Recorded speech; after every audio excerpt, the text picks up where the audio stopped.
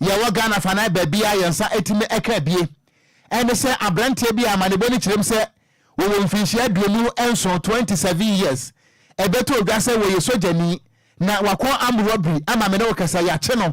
ewo Asante Mantamu a eye mining site bia ye fa ne Nyamesom mining site ewo boase ene potamo ebeto odwa se abrantie no wo yesojani wo shesoja taade so ne fom wakeka Malaysia miam se topaye amenam so ya che no a enya sabketwa sansam no eba ye no eye mynewsghana.com wonom ana report sansam a ene enu na etwa mantremu enam Ghana fa na ba bia se asojafo bi akọ am robbery ewo woboase amam no kase yetimi achi emu baako a emu nsam ebeye deja yeda asodo ya wo my Ghana asrafo kudom Ghana Armed Forces wo mo den krata pie montreso akire mu se si ye de wo na se wanka wish empanifo pia so anunti enkrata wo matraba no emu nsam tisa kwaso ya Japan nyom ye beka ni akire mu Ghana Armed Forces e ka kire Ghana fo nyina se enye nokura da se ya chi obi a wo yesojani na mpokura no wo she military uniform a anunti e kire se wo yesojani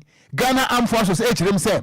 abrantie no a ne ho nsam bada montreso no wo nye sojani de edi nkan ana afa kura nso no asojafo ensoma asojafo bia ese wonom enkwasa Nyamesom mining site ho na emom no bia eye ankrankra bi a wonam ne ba bia civilian ana wakota military uniform wahye ana wode ko sa akro no bono anunti wo maka kire Ghana fo nyina se yanko ye chi sasa mo gyan a wobetu eye free kick na sansam opie montreso no yemo ni nyina entu wo efiri se abrantie no edi nkan wo yesojani dia to so mienu wonom kire se wonom aye hwehwemu a ekon kane pa na aba beto dwa se Asante Mantamu asojafo empokura no asojafo a ewo Ghana fa na ba bia no womo ensuma wo bibiada ense won konkoya adwuma ewo asojafo diremu a wono nso no womo abosa ansam na to aguo na nkrata na asojafo de ba bontreso no ye de bi abeto Facebook no so ama won so watimi ahwe bia ya kenkan na won so wa kenkan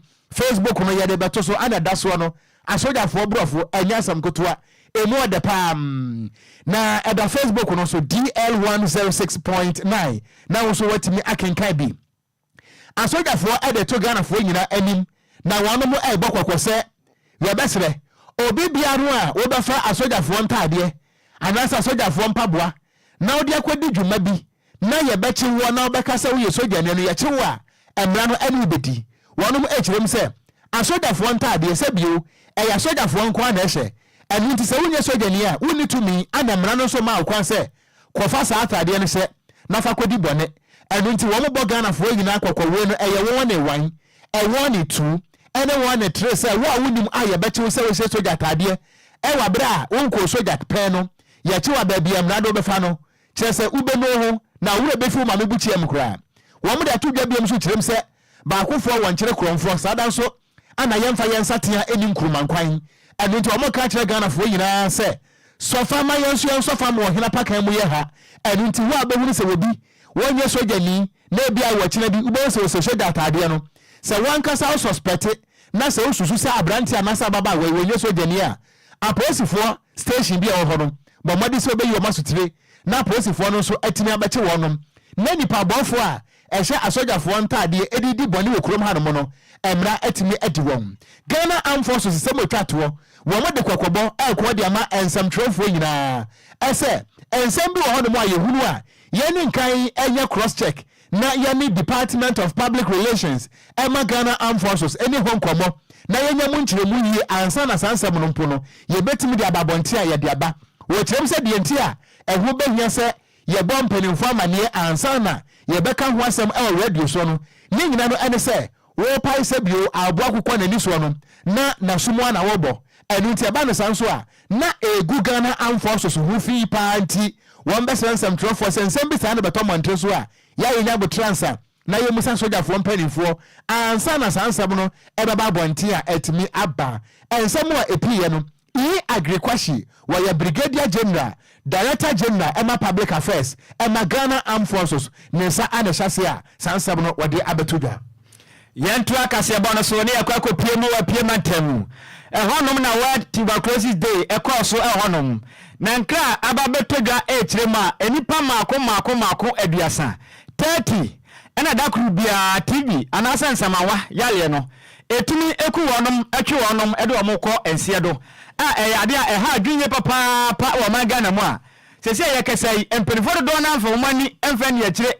ewususu so bone a sansamawa yi ede ba oman Ghana so na empenifo kire mu asanyale wa we no eyade ni pato na se pa okurayim afia bibiman ene yesi nyina omo enta enka ho nsem na so samawa ne yale bia eyekodiaguo pa wonom akire mu a na sese opanyale wa hodo a etekum ni pantentem padia na TV nyalwe ya kan se eyensa mawayi etoso mienu ano no etumi kum ni pantentem pa eno achi esa takum ni pantentem ese ne HIV AIDS se de Ghana ha wo ba o yeso kope condom bi hye fa ba ho ban wonu oba da ba ho made a se opa bibia ba ho ban eno kuto nsam na mayi mu wonu maka na mse de bi hwe wonnim de yakọ TV no anasa nsamawa no ekum ni pompom edeti na HIV AIDS etimpenifom wani eni akire pa anya sade a Ghana marodo na wanha eyensa na wei abatwe yen ede kwakopie mu awonse do ne panimpa no odam penifo ano a wanom ekasa eva TB ho no chem so wo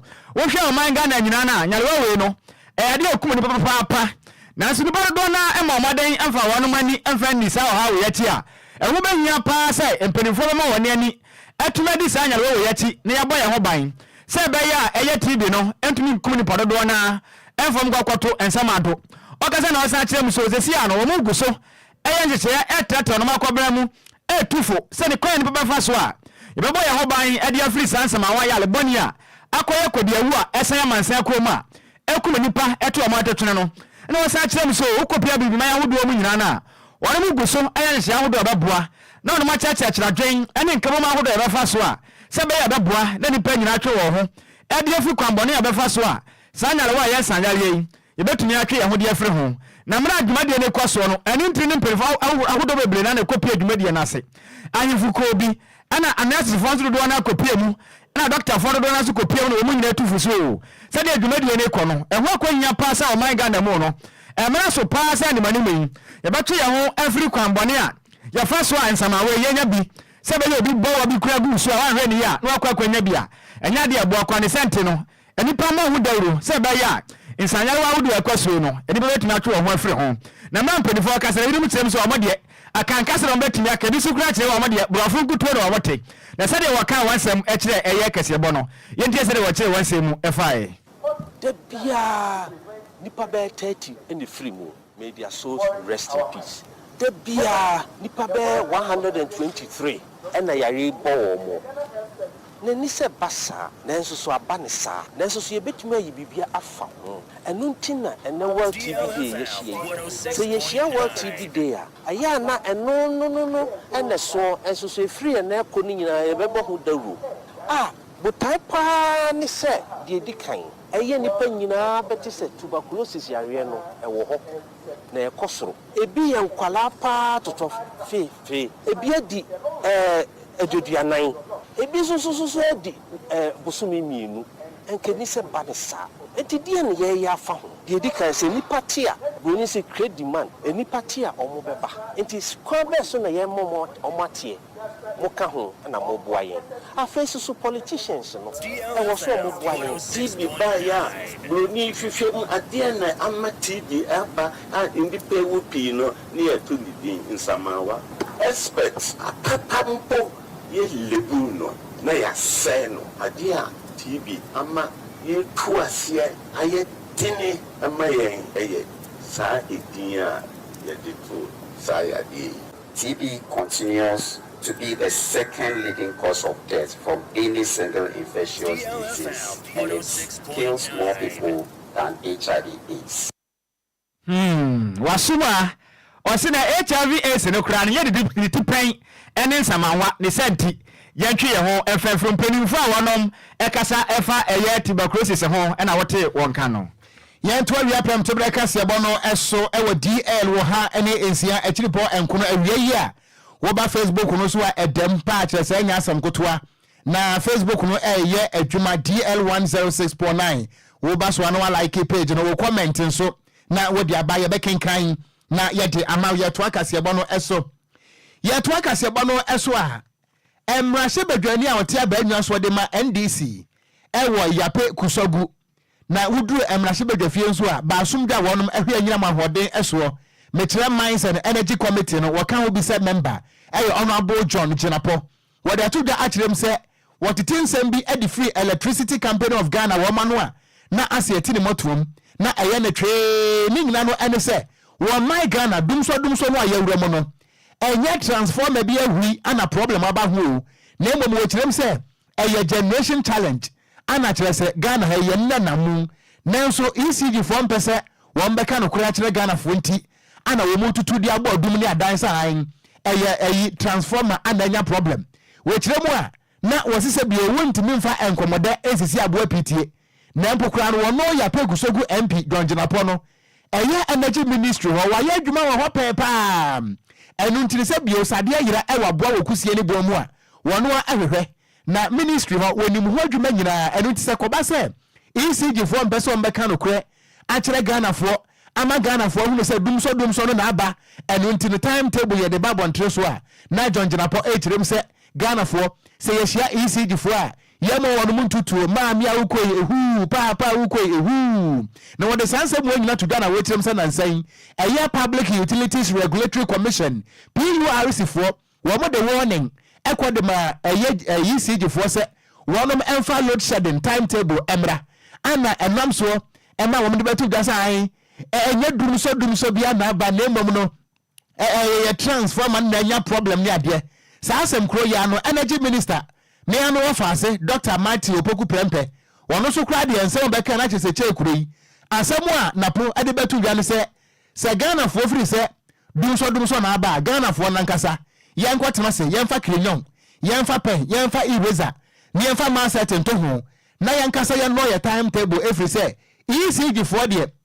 wo mankasa nti ase mu no ene wo mudwuma ye mu no dumso bi e mai enu ntin sɛ Ghana fo ne firi sɛ dumso aba wo mu jale wo mu dem ene wo mudwuma mu a Ghana fo nankasa enkonkɔ draw timetable no ema wo no mo ho saa asɛm wei ana John Jinapo kyerem sɛ enye kasapa aisenka minister ode betu ga efiri sɛ adwuma na wo ye sɛ minister no enye wonko a ana waye bi da na me ya pegusogu MP John Jinapo medi bi pen enu nti dem ka no asɛ mo nhye da mfa wo buo bi emma Ghana fo wo bra wo kasa no emu nsɛm ne. First of all, let's assume you want to put my transformer off today Monday 7 to 11 as is being touted. Don't you think I need to know? That is common logic. Because you don't switch all the transformers off, 600 transformers off, then I mean the whole nation will be in darkness. So if you want to do a regular maintenance on a particular transformer in a particular year, at least put it on your website, even if you won't publish. That is Legon, we would be working on, say, this area from this time to that time. That's not rocket science. But you see, during the State of the Nation address, even this is important, the president boasted that the power situation was very stable. All this is because they cannot go against the president. When they do that, to expose the president, the truth is they are shedding load, there's a deficit, demand outstrips supply. So no matter what ECG does, even if you give ECG all the transformers, they simply do not have the power to supply. It's because of a financial challenge. Check with Gridco. They've had to go for an overdraft to pay their workers. The system is financially bankrupt. The energy sector debt is exceeded 1.5 billion. The Ministry of Finance since August has not been able to pay even 1 CD for power consumed by government agencies. And this is captured by the PURC. But I will be very, very surprised if ECG heeds to the directive, this is not an advice, to a directive from the PURC, which they ought to, because the minister, just like the president did, once has come to say that we should go and publish our own timetable, and that they wouldn't publish a timetable. Ghanaians should not expect the ECG to abide by the instructions of the PURC. But all this still comes to leadership. The minister has so much political power. Any ayati ye ayamrashe begani awati abenya so ewa yape kusogu were a member of Parliament Mines and Energy Committee John Abdullah Jinapo and yetene nkan yeto akase bono so ne yakwa kopiemo ewo Ashanti region ehonom ena sukufo nkwara wonom ewo honom esiade akiremu azesi ameka se wonom kwa classroom a wonom ankasa ena kyerɛkyerɛ mo ho ade nkakra pa esanse akyerɛkyerɛfo ne nyina tiatua wonom kiremu agezanya ade a wonom abetena classroom abɛkyerɛ mofra na ade kra na ohwe oman Ghana mazesi ameka se akyerɛkyerɛfo do na wonom akwa strike wonom akiremu akyerɛ se owa hudo bi ekoso efa wonom condition of service a wɔnom de ato na danko akufo ado ɛne asɔre a ɛrɔ ɔman Ghana homa sua so a mpanimfoɔ yi wɔnom ani ɔman yɛ adwene sɛ deɛ ɔmo ka no ɛnya deɛ ɔmo ate ɔnom su ne saa na bɛkɔ nso deɛ ɛneɛ wɔnom so ɔmo mfa ho koraa wɔkɔ baabi akɔ akɔtena wɔnom adwedwe adi ɔmo ho paa na ne na nkwalaa no bi anasa adusuafoɔ a ɛnkyɛ bi ɔmo akɔtwerɛ BEC nsɔhwɛ akyerɛ mu a saa ɔha na ɛkɔ soɔ no ɛha ɔmo dwumadie papaapa na wɔnhwɛ koraa BEC nsɔhwɛ ɔmo akɔtwerɛ no ɛde susanso bɔne bɛtumi ɛde abrɛ wɔnom na mmerɛ ɛyɛ DL kaseɛbɔ ɛne nkwalaa wɔnom ɛkɔ state experimental basic school a ɛno no wɔ asante mantɛ na ɔmo kyɛm so ɔha wei ne bɛha ɔmo papaapa ɛsɛn sɛ ɔmo kɔdu classroom wɔnom krampa no a ɔkyerɛkyerɛ ne baako mpani hɔnom a ɔtumi aboa wɔnom ɛkyerɛ wɔnom sɛ sɛne ɛbɛkɔ no anaasɛ sɛne ɛbɛkɔ no na yɛn na yɛnim sɛ nka nkwalaa yɛ ɔbɛwie school a akyerɛkyerɛfoɔ tumi boaboa wɔnom ano apa nipa baako mmienu bi na nka yɛboa nkwalaa yi exam si wɔahwɛ koraa 1993 Pasco na to ye no wa hwe no na besan ba o na nkola etunya boa wo no paa so na nsen se de akwa de emu atawe wa hwe na nkola yi se mo a wo nyanya de ombenya na nkola nchem so se school atakyerefo no wonu ma kwa strike de ente wonu so be kwa strike ni bi sana de hwani ba ku scratch nchem so wonu se de yakɔ no ha ne papa na wa hwe no ya le zo so mo ne be ba no enya de ampanifo eni beje hu ne yentie se de nkola no e kire won semu e faaye ani kofi ezo mo se teachers for no mama strike come man ti enso students e be me on strike the information is coming from me say and say strike no buy no yesterday no me sim school atare na me say be so yin besia de ni say and I'm something na mention school atare and then me the cry if you say e be affect you I agree dey be no school eno achi Kopoku Japan ono oyawofo anema eko school our state experimental basic school num eno nsamtwafo bi sane so na opening wonso de akoso nsan pa na osibi hu no fana de na obeka na so ha agye papa senka awofo ye de enim senka ya mofo na eko school na nka ja yanso ekopapa bi adi akopre sika be abusua na so de akoso se mofo no fro so ye kwaye no akachefo na mapa na yesu gudam na twase ye kokofa mofra no abasa nso a na adwumadi a yedi sa awofo be pesika de abusua no na mu aye den pan no so yentie se de o kire ne nsemu efae adwumatai to ti adwumam na oba fro se baba school teacher ni bia ni ha na do bia ha adwen kakra but mesra man no se the teacher for ni here was o mo de class o mo trafia affect teacher for nko awofo na o mo baba school no it will affect them enwati ena panimpa on headmaster Edema state experimental basic school no ne den ade chairman Solomon Osei kanka wono krona ena ye Kumasi Metro Nat efo chairman ena wa chem so sanya wana yakoso no ha adweba pa so no ankasa pa se headmaster yi na ka babiadu na nkola enche wono ma ekwakotwere BC so hwe na se wono mutume bua nkola ne pa na so enya wono mopɛ edo sira sa ban enimanimu yen atiakyerefo no de hia de a wono de ato nanim no omo no homoden sei obetumatu ehho anamon se be ya beboa na atiakyerefo no asan ba classroom abetira de striker no susanso de baba ebie ne se ebetwe mofo na de hia no akechire kakra se ye de mre na eye adwuma se strike no ye ntwaso ntemu a na che se enda dodo esese ye de kira de no eso beti eso so tepe de how ebebra mofo no ewo mo ade hia mu nti strike ne de how ewom ema mofo no ye teacher fo nyina eni power ten kan aye Solomon Osei kankam ono na headmaster de state experimental basic school ewo Asante Mantam yanto awia pam to breka se bono eso na empanesi se wo kwado a wo kai kotokuro nso ana wa kai kotokure enu ntie kenkan ne sama wo no Ghana fo nso amo message aba no mu hunya ye pass na kwada ho hye aka no no ene parentsio enu ntie be kenga mo so madempo no dia mama ensemo ye urade ye tiefu ei opambozi ye mimei urade metiefu no mi ni wo ho agro wo mo hia me pass na kwada se ahohye aka no ne parentsio enya wo no manka yenye obia o dabi na de sanity tibi de metiefu ndie ma de kura sa afia ketua ring na yenyi metiefu me fa kokura nyawe na champion oyawe de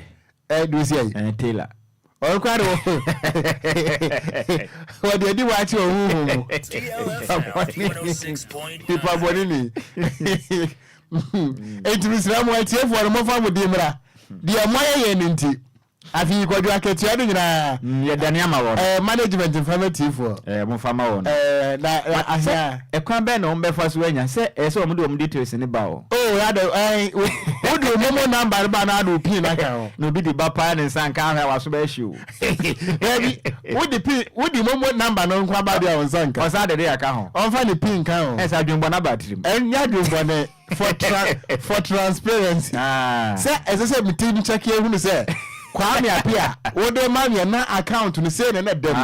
okay se me meeting check here na je say wo ye ni pam wa say wo je receipt no eno ho adwe na battery me pese me who say after say my transaction I reflect we mu a to misra mu a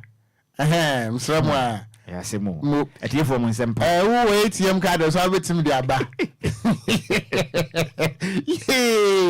mo faze Kasakra. DLFM 106.9. Enti mamento akase bono so mo faze akasa na piaga we di frache mo asafo ana ose kase bono edem life e wo poye mantem a kireze enya asam kutua ana Kwadwo ohu ade agameli ye Facebook yiso ye ne agameli ai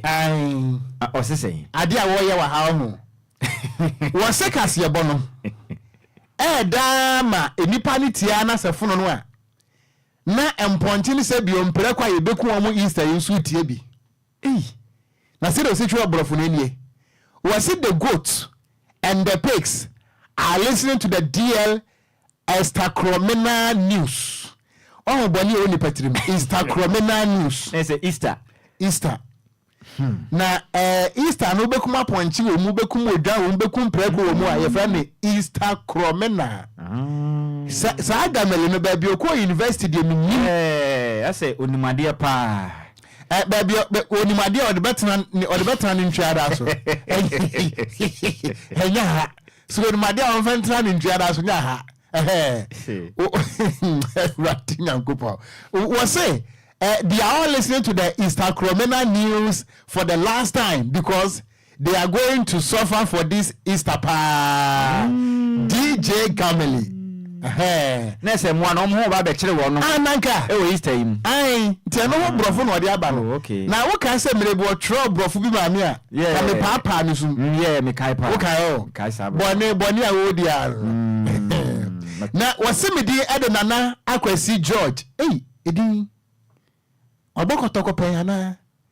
nana Akwasi George mo yada nana Akwasi ana wasi wo tie kasebo no hwe ne life edi free wanchi constituency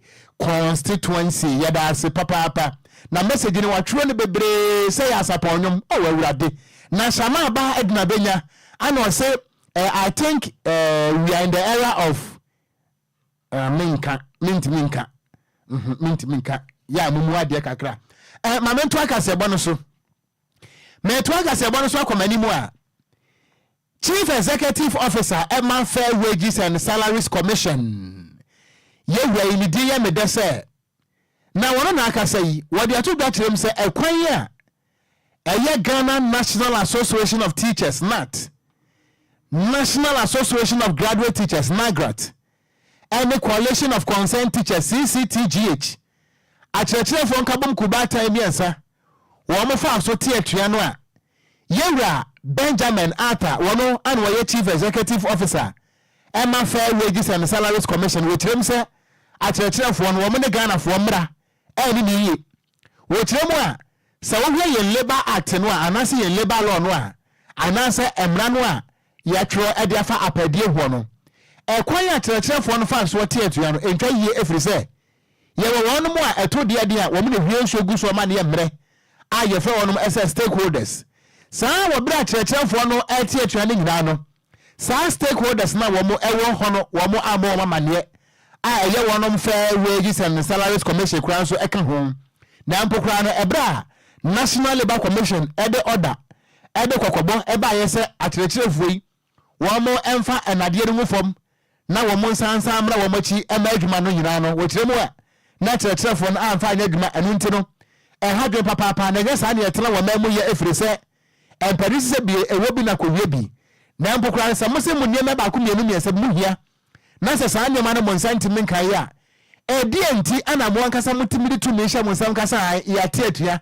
na wo tirem se dia achirechire na ye no ye fa ne se eye ambush asa ya kekere mpanefo ne se gomachi ana kyerɛkyerɛfo no atwa fufuo di afo wɔn kɔ akyi ewura wɔn numu a wɔkyerɛm sɛ ankɔyie wɔpani Benjamin Ata ɛkyerɛm sɛ wɔn ayɛ betimi ɛterem na ɔma ne teme tumpɔn a agye sɛ obi ade tumi ɛne kyerɛ sɛ nimonyam ɛma Ghana mra ɛno ntiri sɛ kɔba sɛ akyerɛkyerɛfo a munim deɛ natefoɔ nagratefoɔ ɛne CCTGHfoɔ mo bɛte atua na mpo mo a mo mpanimfo amane a wɔkyerɛm sɛ nyade a etwa yi a wɔyɛ so disappointed ɛwɔ saa amanebo no mu ɛpaa wei no ɛyɛ nsɛm a yɛwura Benjamin Ata a wɔno wɔyɛ chief executive officer wɔne nsɛmtwerɛfoɔ ɛdi nkɔmmɔ no ana wɔkyerɛm sɛ mɔmɔ wɔ bia mpo amane a anka ɛnyɛ fair wages and salaries commission firi sɛ wɔn mo na to deɛ nkɔmmɔ hwie nsuo nwunu gu soɔ ɛma ne dwoɔ nanso mo a mo wɔnom amaneɛ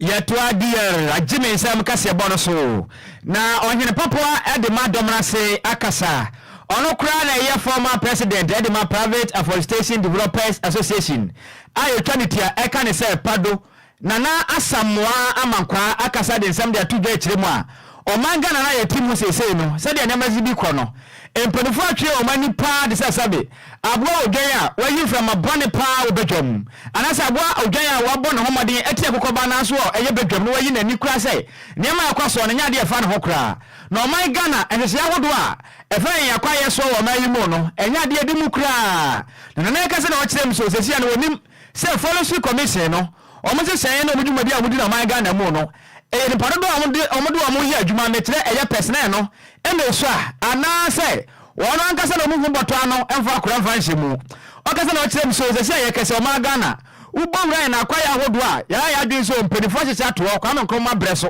sɛ yɛbɔ yɛn homɔden agya akwayɛ de atoɔ nom sɛ bɛyɛ bɛboa na nkyirima ɛba no ɛbɛnya baabi na ɔmo de ayɛ kua adwuma na aboa wɔn nom daate ɔkyerɛ mu akwayɛ nyinaa yi Ghanafoɔ ɛtwa ne nyina tugu amanfoɔ wura akwayɛ ne nyina mu a wɔnom ɛsɛ akwayɛ no ɛna ɔkyerɛ mu so akwayɛ no kora mpo no ɛnya ade a ɔmo mkɔkɔtwa ɛyɛ akwayɛ no ɔmo de saw blade na etwa ne mmom na ɔmo de chainsaw paa dɔma machine a yes parki sesi abɛte nwam baabi awo bi abɛte nkan ɛne bi na Ghanafoɔ de twa nanso mpanimfoɔ abu nnua ɛde agu ma no so ma wɔnom kyerɛ mu akyɛ sɛ deɛ ɛkɔ so nyinaa yi ɛnya ade a wɔnom ateɛ na ɔsa kyerɛ mu so wokɔhwɛ ɛyɛ forestry commission fo a yɛsɛ wɔnom amɔ ban ɛngye ban sɛ ɛbɛyɛ obi ɛntumi mfa ne ho kwati kwan ɛnkɔwura kwayam ɛnkwankɔsɛɛ hɔnom nanso wɔnom atwe wɔn ani a nnɔmabɔne wɔnom nyinaa ɛkɔ so a ɛnyɛ adeɛ bɛboa koraa ɛna wɔkyerɛ mu sɛ nimanim nyinaa no mpanimfoɔ fo sesɛ mfa ngu akora mu ɛbɛbɔ ɛyɛ Ghana yɛakwayɛ ho nyinaa ban sɛ ɛbɛyɛ a wɔnom a wɔnam kwati kwan ɛtwa nnua ɛsɛ Ghana yɛakwayɛ no ɛbɛtumi asi wɔn ho kwan ɛna wɔsa kyerɛ mu sɛ ɛsia mpo deɛ baabi ɛyɛ berɛ mɔbɔ koraa na Ghana awerɛho paa de ma yɛ no akyerɛ mu a wohwɛ Ghana sɛ sia fom agudi a yɛnam kwati kwan ɛtuo mekyerɛ galamsey no ɛsan sase bebree na yɛakwayɛ nso wɔnom anya mfiri ne santi mpanimfoɔ yɛ yi anasɛ nimanim mpanimfoɔ yɛ nhyehyɛ bɛboa na atumi abɔ yɛ akwayɛ ho ban sɛ bɛyɛ nkyirima daakye biara no wɔnom nso bɛnya akwayɛ ɛwɔ mmerɛ a wɔbɛtumi de ayɛ biribi ɛwɔ mmerɛ bi a ɛdi yɛ anim yɛnti nsɛm ahodoɔ bi a na nasa mo amankwa ɔkasa na ɔde to nsɛmtwerɛfoɔ anim na mdi kan ne sɛ ɛyɛ nneɛma mmienu sɛ ɛnyɛ boa payɛ ɛna wɔ the part of the forestry dia ɛne ɛna nipa ɔmo de ɔmo yɛ adwuma ɛsua ɛfiri sɛ kwayɛ bia wɔ ɔma mu ha bia nu ɛwɔ bia yɛtwa no nso no yɛmfa saw blade na ɛtwa yɛde dɔɔma na ɛtwa dɔɔma nsusu na forest guard foɔ no a abayɛfoɔ ma abosom yɛtu ɔmo kan wɔn ho yɛ den sɛ koraa de abɛtɔm koraa ne sɛ the same forest no koraa ne ɔmanfo gu ma yɛbudu ɛne ɛde yɛ nneɛma just a mint in Canada. In fact, our mind no need to change the policy of the Forest Commission. This is a sub policy. Yeah, the Forest Commission. They are upgrading. Kasa wakasai aya onyine papa de ma domna se nana asamoa amankwa. Yentu akase bono eso na enkrata efri mampani Akufo-Addo na traye aba na we no akoye putupuru nti yenkan kakra. Na yemfa emma Ghana for sisi anafe yenkoya nimu mampani Akufo-Addo nkrata ye ba ye eye honorable regional minister anafe nso regional coordinating council ewe voter region me pacho ada ya mo copy dada ana yewura obi amo a woye MP ana oye minister of state wono ana nensa ehyasie mampani Akufo-Addo agina ni to mesu se mampani a yede amano ewo my Ghana mamra yetintim na fiapem ahankro aduakunu miru 1992 no article 243 clause 1 ana afenso no eye section 20 clause 1 Local Governance Act 2016 at 936 and so ama wabodi say owura eye Francis Fiakpi wono wamra meye MC ewo ho municipal na kire se wopani akane na oteso se MC ewo ho no me no kase mampani akufo agapam no ana wabodi pafofra ne din Ede Francis eye Fiakpi ni die se wamra na wamra meye MC ewo ho na enkrate pe montre eso no mampani akufo ado ade tuga se wono mo aka bi ewom enhwe na womo enginintum na wopane no sani ebu obidi a yewo appointment committee vetting committee ni ade no womo nhwe na womo nkonfa me papa yi say assembly members womo nyina nhwe ni enginintum na wamra meye na dwuma se MC ewo ho we enenkrate Fremont so aba na copy secretary mampani akufo ado ni office Jubilee House ni saka ne de ana office no vice president so secretary saka ne de chief of staff me am office akwhwe Fremont pare so ni site mi aka ne de ana the chairman electoral commission wono so saka ne de ana regional electoral commission wono so site mi aka ne de a we enenkrate free mampani akufo ado tra ya aba any local governance ministry and decentralization and also aba me no kasai ho MC ya appointing the pafo for se wamra na wamaye na dwuma ya nto akase ebo no esoe DLFM 106.9 ya to akase ebo no so aye kwa asante mantam na ya kwa kwatwe break ewo Amansie South na abankra chipani a wati abaadwa so ewo ho eye lawyer Clement Opoku Jamfi ana wade ensam atudwayi na ensam a waka nyina no ene se Ghana emofra ngumahia betima konkane a abatan no ewo twaka wo mpa we kirem so abatan bi wo hono mo a ne ba school fees wontu ai na nso do duku a wodi sika akwakoto no emu odu sina himfie nika eba ne san kwada ne bebre pam we kirem so se mema ne bi so wo ho wonu anim se ne ba school fees wontu ai ne ba uniform eto atete ne ba mpaboa atia na nso na wodi sika no gwa to pre wa drinking spot wo be kwa no appetition na abrantie wa wuro esnanim sa akwada tito mu esni swimming pool na odasani be hweguliyam enso na ne ba school fees kura nso wontu ai eno ana MC kirem se eyesubambo ne pa na obekọ no na wo bata bi so timi di ni sika nyina akwa kaba chese wayi na wo am set am run about na chese wo gina eyase na I and my study are wine se na we mu wa be nie ewa be nie ezra wontu school fees de wo mu kire bi asebo MC na kai mo mi entero de to that obi anu wo krom ha obetimi aka se ibinti o ma na ba en school the school fees din se bi wa asan so sidan kama amount nkwanhye se bi ni wa a change sadi ze sa kwa no wa mere ya business ni ya ebeni na school enya na kono bi tie besere se ye me sidan ni nsuo na en ba se ye sidan na wi na akra no be so da pa wo se apa na maame o hwe ma de ko school o ma wo ko ni dacha is a dacha wutimi nko from na nko kodi 8 years bedum no so kura fo ye duma o betinasi na wotinasi a bebi satana kwara na odi ko school no so ni aba be se me no kwano ko njira he na se onobo ya fo ado na o fe ne se ko dokota mami duru se ni kofa ono dokta ba mi ada wonti o transfer iska abro na wo so DLFM 106.9 so when the so sa kunya sa nyema make ye shan kwanye fu mi kusku be ne de ta ko bi mu kuma that's if it is ya ni de sukuma enti anyway eye aban kra chepani a wo Amansie South ewo Asante Mantam lawyer Clement Opoku Jamfi na oba Facebook no so efe pa na chese wo mo esi school dan ewo memdome eno no ewo Amansie South district wo ana na wo mo epa ho entoma MC kasa ye na chese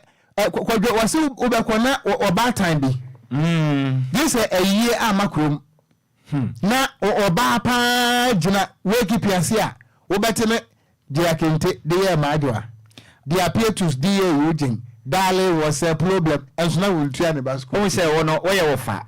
Jabrabo no wedi ka wo mpa anti wunim so pa. Oh nada. Yes, because emri bi atwa no me ka o pa. Na wo se sa ne ho na ya ande a wo soso.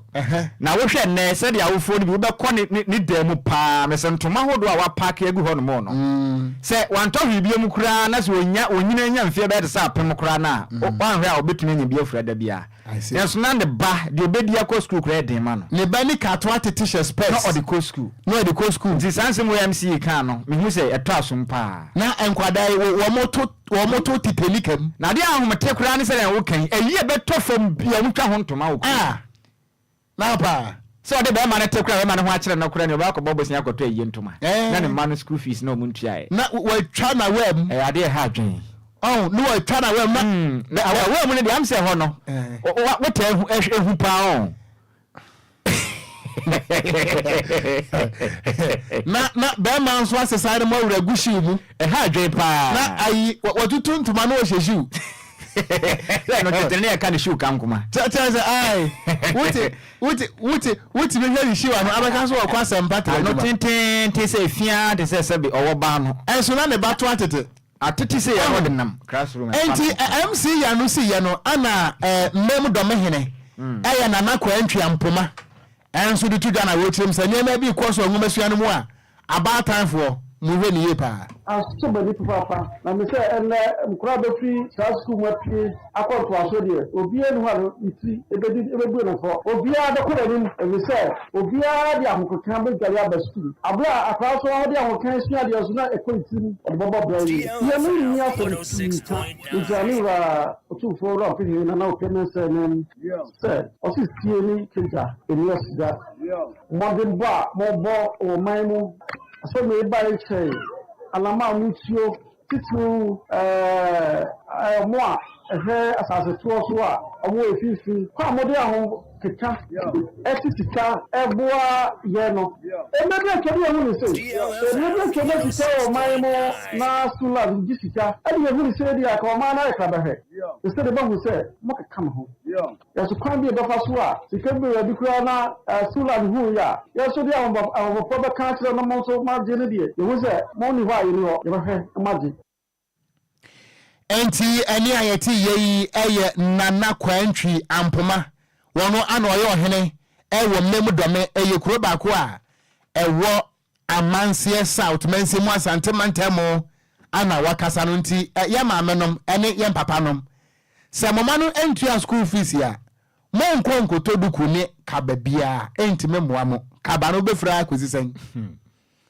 obefra akozisen ya haupa na wajina duku tenten so wana ekwa da funu no ahemache no wesi yi ase ena ye ba onsa da hu abesiri wa bia ombio baby ema ba wa na wonu mu nyina ema ba nko a otumi so du a wanya mfie ne ba de se aduanan aduonum ko na so wese wa fa ne ho pa kwa gina mu obi yi ase ya obu numu a oko nyame anka wa akoma pa na wuhia ne wa nkora ha befre no tese ade a omu ye ntire ye nyanwu yo David. Sanka efunu wani. Ananka wodi na ni tete ho hwe na chi a. Ahwe na chi de se bia maame no mai bi de wo ma wa mu ye wo ayi na se a. Anko beti na ni hu se wa ye mistake kura so wu. So wu ye. Enti emu bi de mu ye nti ye nyanwu. Nti ye bo mpa ye betu ashada. Ebia na ye benya mampani ye obeba obi twa yi. Eye de enti ntwam. Na wuni ha. Hey, mansa. Wuni ha ana minister be say minister ya call vetting last month. Was see agini tumu a. Yemfa mochire. Ensha nensa. O se ni panyina wie ye ne ho. Was say nyame ya adom na se agini tum say MP say Kim. Ya agini tum say deputy minister. Die wo hia no say yemfa mochire nyadan. Ensha nensa. Ene ayi ensha nensa. Ene nti abai ba na betima we twa yie mu okroma. Se abansesa ba David abankro na dunso betwa yie mu a David awofo na tumi asie ska akra David wutwa yie mu akro mu nya de sane se yeah boys gari fia da nwumere nyina weki pintia o okọ me se ye tumi si fie na obi se de nipa na busua de odi beko school adin ense tumi je ntobo asa anya sika be 10,000 Ghana cedis 20,000 ne de kokọ ye yie ne nkwala tifie ne kom de won ya wabusua fie bi won mo aye mpenti da efiti bra yesi ya obi wu ya ebebu agwenti fie no asi no foforo na se bebu ni nyina gusa de wo ba ku bi wa ha ya Obia ubesa busumi ni. Emwa Ebusua fie ni drilling nyina go to the ground. Going forward. Ana yes ni fofo ahyehyɛ nhwehwɛ. Ye de funu betum. Going forward no bi wa sɛ de abrɔfo no yɛ nka bɛboa. Nka yɛnhye. Sɛ de yɛsi yɛahye China fo yi bi wɔ. Sɛ nipa de wonya wu a wɔntɛ hwee. Nka yɛnhye prɛko na nka gya. Ɛka bia ni hɔ. Ɛyɛ din. Dabi anada wo hye no a wo hye funu a wahye canopy. O da bi sɛ yɛmfa ma hɔ mɛyɛ hwee. Yeah, bibi jeje wo hye funu a wahye spinning machine. Ye de we keep you know. Nka yɛmfa ma hɔ mɛyɛ hwee. Mo pekura mo fa funu nhyɛ keko we keep in the ba. DLFM 106.9. Captain with no armband and was a Cassia Boneje Tuato, Senior Bibia Bokwadium, and Jojo was it DL News, always #1, and was a Wafa, Wafa, and the Ocran Nhyiraba. Was a Wafa, one of Wafa, say, Mitium life pa, was a friendly Joe with the Equiapem Mampong. I am not watching or Sabere Makwami or to that, and so am I right. Yada say, Anna Robert Gameli. Kwadwo wadi nkyeremu aba on se Gamele no weye Togoni enti I begin no wati ase wose papa no amampani abodi di se o meye MC wo ho no say your friend Francis Fiakui wose asekere Fiakui no ase kire se short chief na kire so wahini tietia enti se ka so bi Fiakui a yes asekere se wahini tietia ono so di bi aba o enti na ese bia na na danko akufu ado waba ohini tietia din se wam koye wabo Francis ohini tietia din so wam koye MC ene mampane so na ni jintentia na ya one time fasa entrase ni mre ye kan ya hu se de bebo na ka ho because din we ni se nyo ono free sampotem ho pe be den se ni no beti ase yeah enti we wa kire ya de pa na kire se Fiakui no kire ni patietia ene mampane wo pententia afo asem se ebi ana we hu no yo pani se de papa no ne papa we enti enye nwanwa say na style no ya adabu betimi anya appointment o betimi anya why not ya adabu betimi anya e ba say akwanya no to no deserve nko ade mo de be ma no yes ana shatabanda mo nyina betimi enya appointment sunsun mo nyina atwen say be frɛ wonom ana shatabanda de amkan to wotime warning. I want to warn everybody in this world. I want to warn everybody. Why you people say that because of me, children clothes they cost now? Are you disrespecting me? Why you don't say because of me, children's clothes are now expensive? Bra susuma bumfuna me lobi na ama wo. Oh. Shatabanda na eti me warning sa no. I want to warn everybody on this one. I'm fanche. Oh, me lobi na ama wona ase wodwai. I will see a pakaya trase. Latest from the world of sports. Here is here. DL News.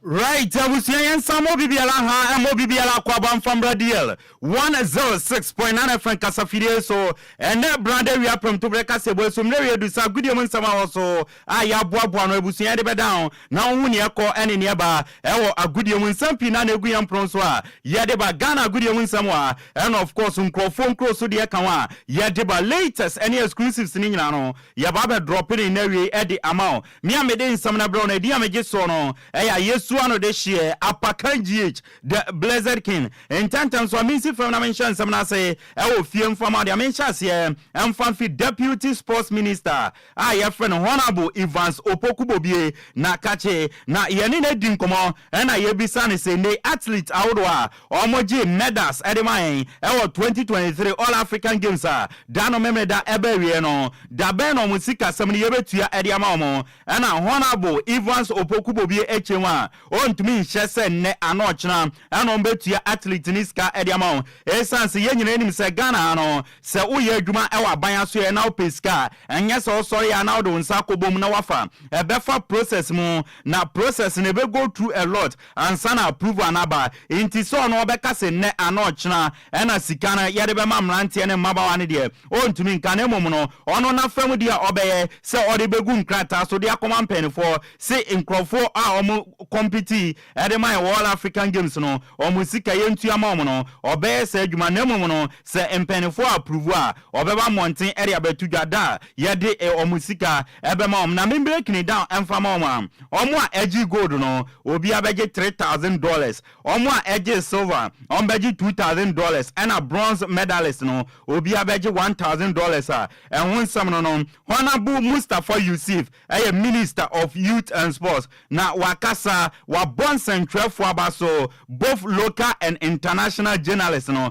wa bo bibia abaso say All African Games abaso say ewie mu die ewie mu pay no ni nyina ya dwumaden a in central for ye efiti say ye be sha say ye be host ebe pie say na ekoso ekosi say ewie no in central for ebo mo moden ebo dwumadie no de Europa e pushing penefo e ma nyama enkoye no omo ye inti sende All African Games no abawie na akoya odi abasobode kese na e de ma in central for we any nsama Honorable Mustafa Yusuf area tudwa ye de ema e dwumadie no so na All African Games no after say Ghana JJ medals awodo no na enenam say yentumi an qualify am Olympic Games na mom ni amete ene say Ghana yen swimmers no emu mienu o matumi enya wild card entry from World Aquatics a omo be kwa compete e 2024 Paris Olympic Games na say mede won sam ede atoanim na yenko piem our Blasters akachia ene omo friendly game back on our Grandi Stade Marrakesh our Morocco 4 p.m.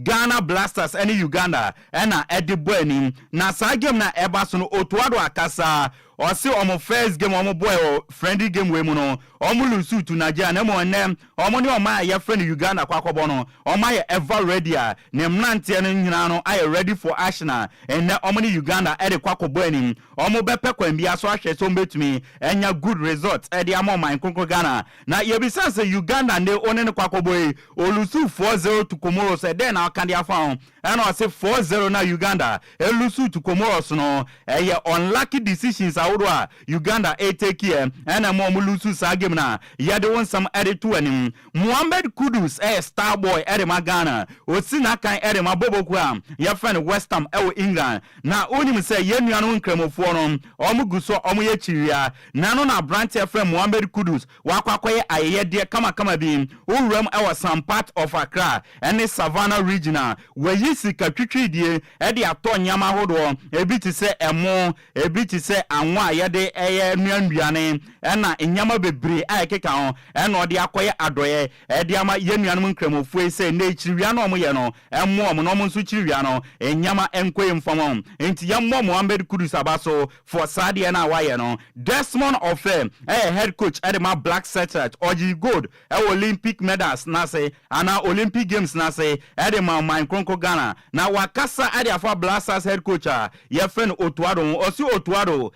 top coach osi oye coach Ghana here e bane Blasters na wa border coach enti currently no na coach bi aniwa obetumi aye adwuma no dan Otuado enti Ghana fo nyina no yemfa yen support enter Otuado achi no nya adwuma no emfama Blasters na Blasters na emfa ne ntoma pamfra yare won sam editor anim dwumadie no so Abdul Karim Zito head coach Adema Drinsasi na oni se Kumasi Asante Kotoko nyama enkoye mfama omu coach your friend Dr. Prosperity Ogun Kotoko last 4 games in the Ghana Premier League no omelusu ni nyina ano na Abdul Karim Zito echima supporters no montai team na chi na montai coach na chi enshow munkran enyesa na mujia team no ejeje mu a enyama entumi enteni enkoye emfama team a your friend Kumasi Asante Kotoko ehun ensem no former Heart of Folk anywhere for defender your friend Ocran Nhyiraba no officially no finally wa join Boboku a your friend Krivbas Krivi on loan e Maya your friend Ukraine and they eho and okwakosi na kan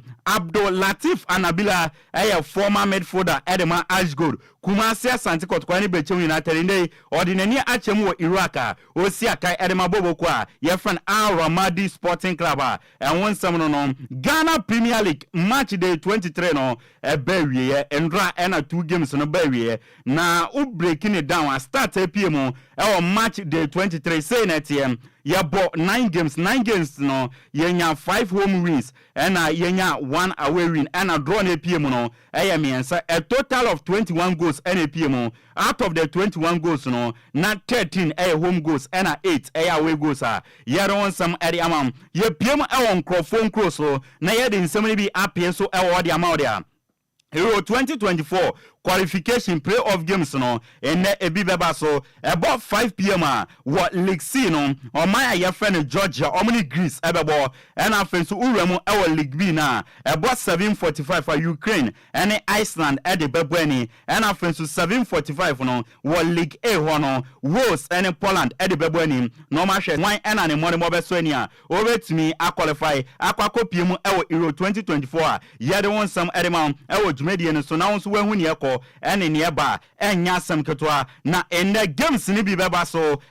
friendly games dos na mom ni yentumi mfa ni nyina emfa mbrɛ nti selected ones ena yede bro say NTM onne oma ye friend Senegal ene Benin ebebo sanso na Egypt ene Croatia ebebo Mali ene Nigeria ebebo big game by all standard and after so the battle of the M's no ebeba so Morocco ene Mauritania ebebo enim Algeria enso ebebo South Africa na Ivory Coast abo a big game against Oma your friend Uruguay sa game we ebeba so 7:30 p.m. and after so no England ene Belgium ebebo 7:45 Germany ene Netherlands almost ebebo 7:45 na France ene Chile about 8 p.m. about 7:45 on so Slovenia ene Cristiano Ronaldo Portugal almost the ebebo ene and after so Spain ene Oma your friend Brazil at the ebebo ene ye the one some area to enim na wonso wahun ye ko ene nieba na ye ne ye di nsam na sino ende uremu ewo maya ye friend ende no England report eba ene sabranti ye friend Ben White no ende waye na adwen say English national team no onsi akan emfam ombiem na nsen ya no de betu dwa se opeso otwe ne won kakra edifim nemo report eba ene se nyama bi ekos wo English national team na so ya wanhwe ya abranti ye friend Ben White begina so na onsi akan emfama English national team ni bi wa ye gina so ne ye agudie mu nsam no ediasi ni aprapre chire ni asole so ewo kase ebo no so ebusuami amede agudie mu nsam na de bro no dia meje so no yesu ano de hye apakan gh the blazer king Sam radio Okogyeabour ene Nhyiraba aprapre chire ni ye de kase ebo na si over to you Okogyeabour Mera se ma yeyina we so na wi nsam ahodo ayede ebra Ghana fo se agyemen samplem to be kase ebo no ye de besie Nana Adoma na wo message wa ha wose we tie kase ebo no pa na DL news always the best wose watch ya yen Nana Adoma onso ya je so yen fast da Emma Pence World Ghana me patwa wonom ana abaso yasene ene awie yi a ye de kase ebo no ebra wonunti se mu abusuafo na mu tie kase ebo no ade bia no amopese mo ye na daache bia no ye de kai mo se bia mo pese mo ye chi ahodo key holders pen marks diary and afenso no notepads but modern say onim penfo betimi adisa enkomoi Pence World Ghana wonom ewo kokomlemle ewo enkran wonom eben ATTC 140244622 494 obetimi ne womo adi enkomo champion Kofi Taylor adi ko Facebook no eso ana yenso akenkanfo mienu yesi nkonya de nsam no ebra wo edia mejeso eye Okogyeabour Ocran Nhyiraba Kwadwo Sammy yada mo nyina se awie yi ama mo nyina mo enitia oji yan obu